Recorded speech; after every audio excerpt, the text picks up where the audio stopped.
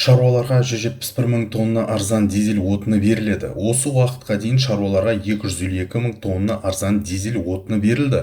Ал қалған бөлігі бүгіннен бастап беріледі. Бұл туралы энергетика министрі Болат Ақшолақов айтты.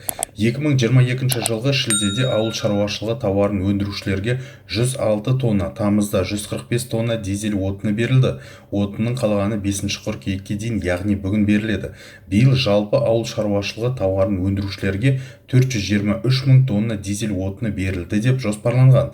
Оларға дизель отын беру басты назарда және бақылауда, дейді министр. Оның айтуынша 2022 жылы 13 миллион 720 мың тонна мұнай өнімдері өндіріледі деп жоспарланған. Бұл 2021 жылмен салыстырғанда 1 миллион тоннаға артық. Биыл 8 айда дизель отын өндіру 3 миллион 500 мың тонна болды. Бұл 2021 жылдың ұқсас кезеңімен салыстырғанда 59 мың тоннаға артық, немесе 10,5%-ға көп, дейді Болат Ақшолақов.